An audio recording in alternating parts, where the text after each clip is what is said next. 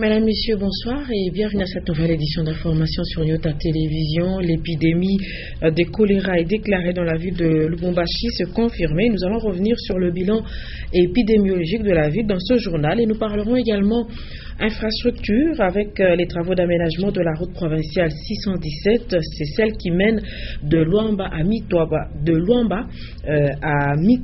puis Manono. Une délégation du ministère national de travaux publics est en ce jour dans la ville de Lubumbashi. Elle a inspecté justement les travaux d'aménagement de la route provinciale 617, une route qui mène de Luamba à Mitwaba, puis Manono. Et sachez également que les premiers kilomètres sont aménagés en monocouche et 100 autres kilomètres sont carrossés en latérite stabilisée. Un reportage de Jules Kaboula. Après sa rencontre avec les nouvelles autorités de la province du Haut-Katanga, la délégation conduite par Chrysostome Ilangongo a mis le cap sur la nationale numéro 39 qui mène de Lubumbashi vers Likasi. Cette route, mise en concession, a été réaménagée par endroits par la firme Crexet. L'inspection s'est ensuite poursuivie sur le tronçon Likasi-Luambo pour continuer sur la route provinciale 617 qui mène de Luambo à Mitwaba puis Manono. Les premiers kilomètres aménagés en monocouche pour donner l'image de ce que sera cette route au final, la firme Crexet, également titulaire des travaux par ici, s'est lancée dans une stabilisation à la latérite qui à ce jour a atteint le village d'Ikouloué à une centaine de kilomètres de Luambo. La conduite à l'aise casse avec l'image ancienne de cette route à la grande joie de Ilangongo, chef de délégation. Pendant des années que nous avons eu une route avec une vitesse de base de l'ordre de 100 km. Et ce que vous venez de voir après le pont d'Ikouloué traduit un peu tout ce qu'on a dû braver avec les travaux qu'on vient de faire dans le cadre avec Crexet. Et cela est l'exemple en fait de l'option que le ministre a levée pour cette année de chercher à rendre la circulation fluide sur la plupart de nos routes basées sur la méthode de GENIS, gestion axée sur le niveau de service en toute saison. Ça veut dire garantir au moins une vitesse supérieure à 60 km pendant toute l'année en faisant une réhabilitation et en adoptant un entretien de 3-4 ans en anticipatif. Une mission d'inspection effectuée en compagnie des conseillers du commissaire spécial du Haut-Katanga en vue de solliciter de leur part l'adhésion à cette tâche de reconstruction du pays. Mesdames, Messieurs, il s'agit bien de la route Luambo-Mitwaba, puis Manono. Et sachez que depuis le week-end dernier, il y a une fuite d'eau qui s'échappe sur l'avenue de la Révolution. L'eau inonde et ronge cette artère et les piétons ne parviennent même pas à traverser facilement cette chaussée. Un constat fait par Guélo Chamba. L'eau stagne sur l'asphalte à l'angle des avenues de la Révolution et Kipopo. Une situation qui date du week-end dernier. La cause majeure, c'est le manque de canalisation. Il y a une fuite là-bas devant le bureau de l'Adventiste, là-bas c'est depuis hier. Aujourd'hui quand je suis descendu d'un taxi-bus là-bas, pour traverser c'était tellement difficile. Alors quand je suis passé là-bas, j'ai vu que non, il y a une fuite là-bas. Difficile de joindre les deux côtés de la route. Cette eau menace déjà l'artère. Tellement difficile, c'est tellement difficile. Il y a même des véhicules qui sont en train de salir les gens, donc ça me dérange quand même. À ces jours, des nids se multiplient sur la route, avec le risque de la dégrader davantage.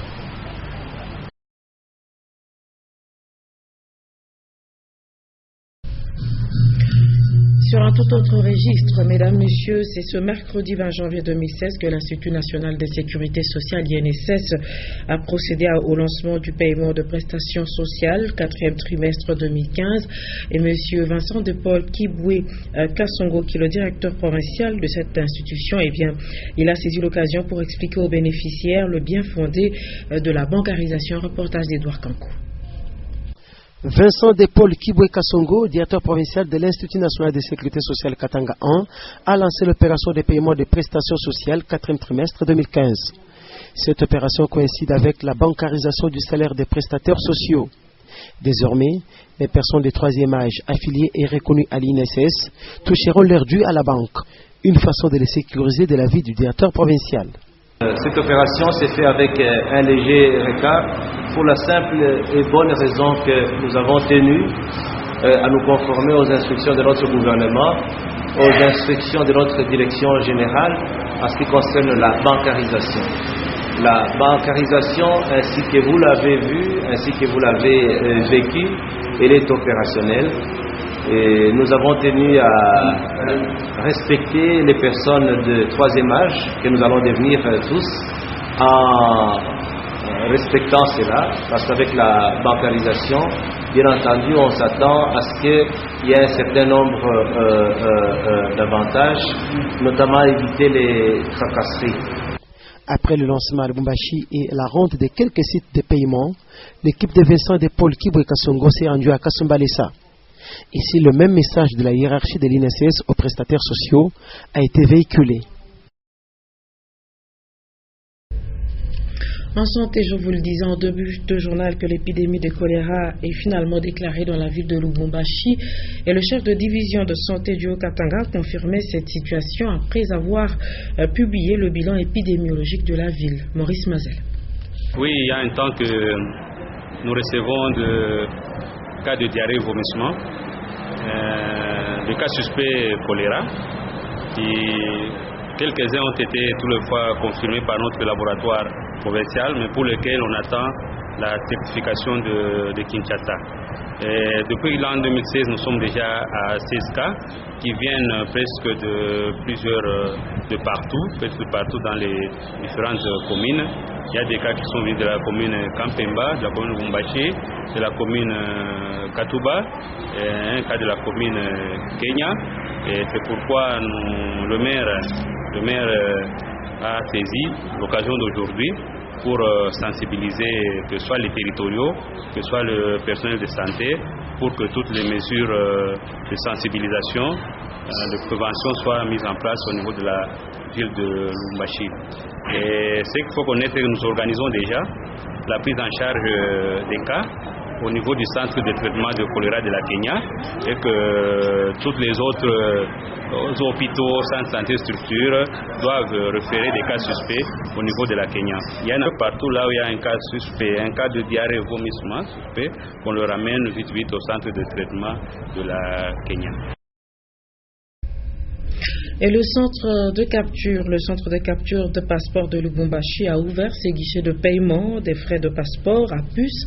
Ce document s'obtient au prix de $185 américains et la particularité cette fois-ci, c'est la disponibilité surtout de formulaires dans 3 banques de la place. Linda Lukalou et Richard Chimba. C'est désormais possible d'obtenir son passeport à puce électronique à Lubumbashi. Les guichets de paiement des frais d'établissement du passeport sont ouverts et ce, dans 3 banques commerciales de la place.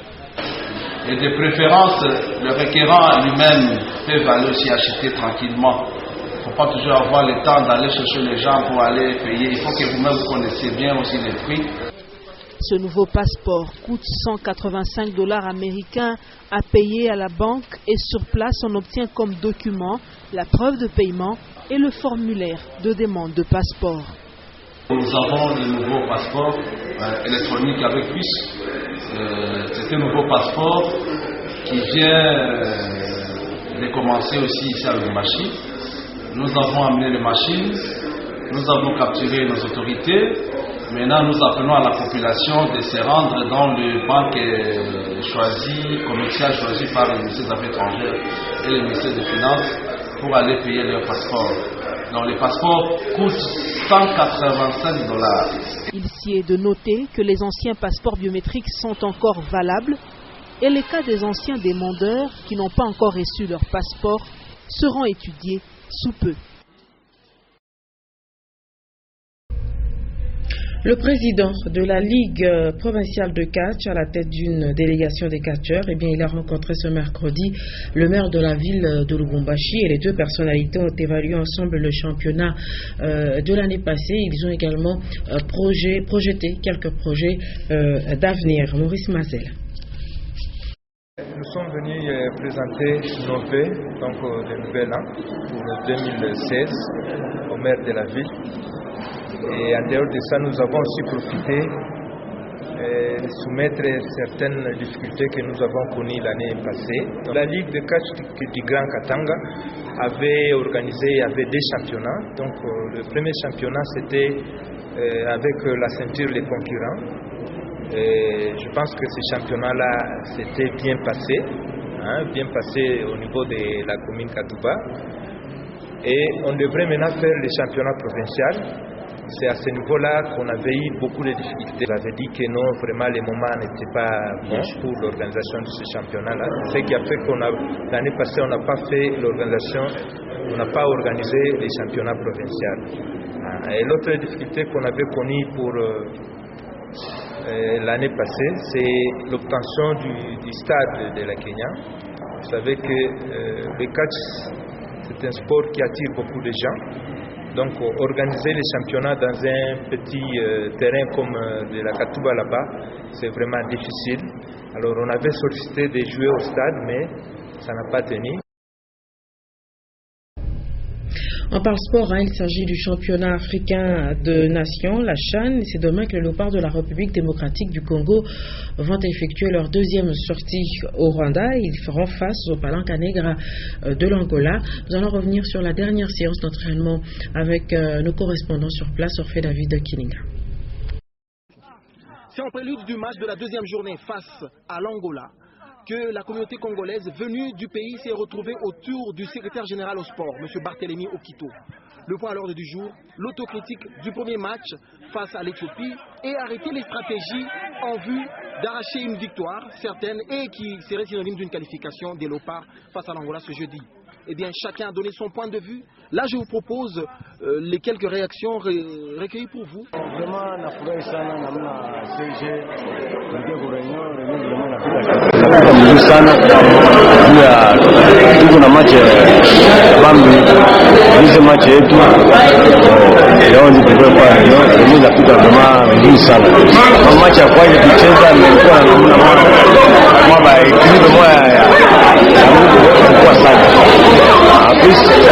nataka hii ya match ya deuxième match wapandishe tena mambo. Mimi nitafanya animation moja kwa wenyewe, watapandisha mara moja mambo. Ile siku premier match yetu tulifanya animation mzuri, mvula tena na namna position ba itubeka ile tufanya mwana mais suru tutaenda avant kwa René Dagi René ya prise de contact pour vendre to yaki na to sale René te c'est Dagi clair pour nous faire biso réalité ya makambo ngezo lekawa vraiment tutepe na ngomone zambo kwa mboko mbaba pasi ndeto kana mboko mteza la kabongo to sala ka René ya c'est ya prise de biso comme ça pour ndenge to ko na ko tala ka vraiment équipe mais to ko na stade ndenge biso ba limiter to ko animer c'est parce que comme équipe vraiment la histoire alors on a encourager ces jeunes, on a encourager délégation vraiment et les nos photos nous tenga na ba congolais ba tigala ki ça va la calme 4e édition de ya biso to ya nango biso nyonso na ndenge ba journaliste no ba konja gouvernement biso ba limiter de la décider pour ya vraiment to sepeli na entretien to sala. La détermination est grande et elle est certaine pour une victoire de ce jeudi. On n'a plus qu'à croiser les doigts et attendre après les 90 minutes pour voir les léopards arracher déjà leur qualification à la prochaine étape de cette phase finale du championnat d'Afrique des Nations. Depuis Ouyé, au Rwanda, Eddie Kabelou pour Digital Congo et Nyota Télévision.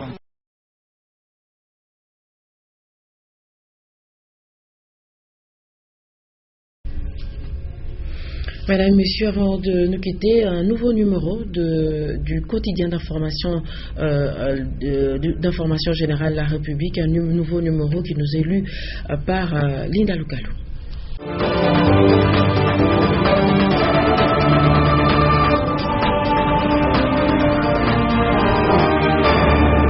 À la une du numéro 856 de La République, selon toute vraisemblance, on tend vers le dialogue des sourds.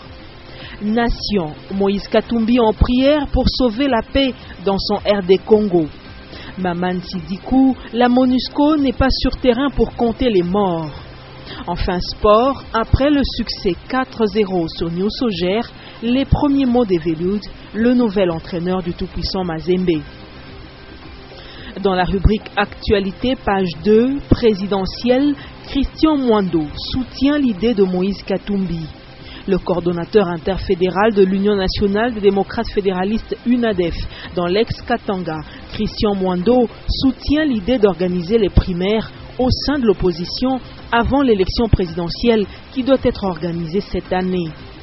L'idée d'une primaire dans l'opposition pour désigner un candidat commun a été récemment défendue par l'ex-gouverneur du Katanga, Moïse Katumbi Chapwe. Sur la même page, Maman Sidikou, la MONUSCO n'est pas sur terrain pour compter les morts. Ce n'est pas ça notre rôle, comme ce qui s'est passé à Miriki. Nous devons prendre des dispositions à partir de maintenant pour nous assurer que cela ne se reproduise pas, rappelle le représentant spécial du secrétaire général des Nations Unies. Page 9. Moïse Katumbi en prière pour sauver la paix dans son RD Congo. Il était midi quand dans sa résidence de l'avenue Lofoy à Lubumbashi, Moïse Katumbi, l'opposant congolais et président du tout-puissant Mazembe, s'est mis à genoux. Il a, par ce geste, voulu lancer une nouvelle campagne de soutien à la paix et à la démocratie en République démocratique du Congo. Cette campagne, il compte la mener par la prière que chaque Congolais, là où il se trouve, doit faire à l'intention de son pays. Sport, les premiers mots de Velioud, le nouvel entraîneur du tout-puissant Mazembe. Lors de sa présentation dimanche, Hubert Velioud déclarait « Quand on est au tout-puissant Mazembe, un grand club du continent, pour les entraîneurs et les joueurs, la seule raison de vivre est de gagner des titres. Et il faut y penser chaque matin. » Fin de Lu pour vous. Madame, Monsieur, le journal La République est à lire et faire lire.